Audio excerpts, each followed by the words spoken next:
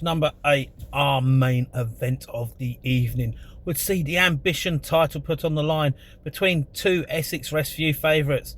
Yes, sir! Adrian Arturo was in the house trying to reclaim his championship that he'd lost against the champion, Samuel St.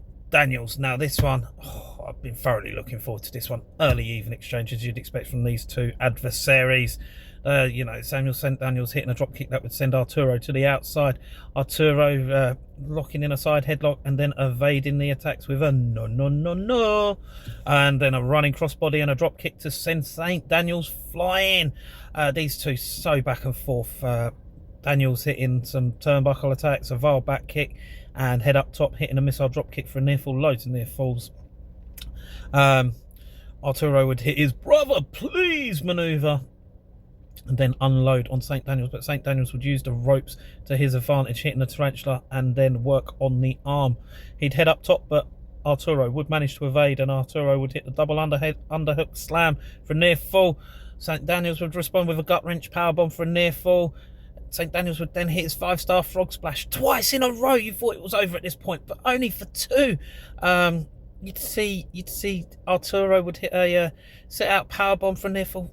Then he'd hit his fireman's carry stunner, but unfortunately it would send St. Daniels to the outside. At this point, honestly, you thought it was over, but St. Daniels would manage to somehow get out the ring. Arturo would go after him, but St. Daniels, with great ring awareness, would roll back outside again. He'd fire Arturo into the ring post, and as they fought outside, he'd fire him into the wall, roll back inside, hoping to gain a count-out victory, but Arturo would get in at 9. St. Daniels would start to taunt his opponent at this point, hitting a vile kick, a step-up enziguri. Both men would get down.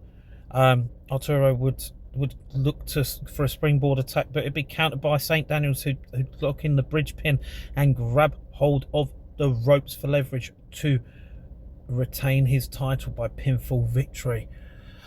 Arturo was not impressed. He'd challenge St. Daniels to a 2 out of 3 falls match at the next event, saying that he couldn't beat him clean.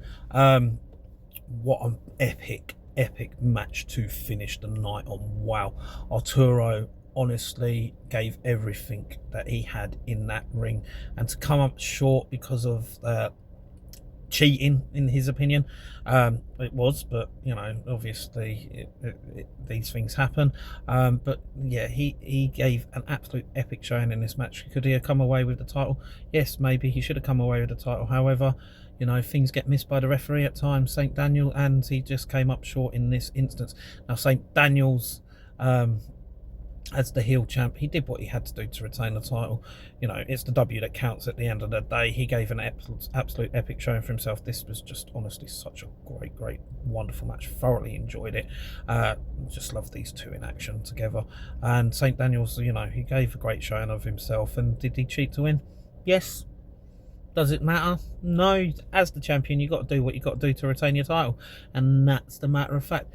Anyway, if you ever get a chance to see either of these two phenomenally talented superstars in action, I thoroughly recommend you do so for yourselves.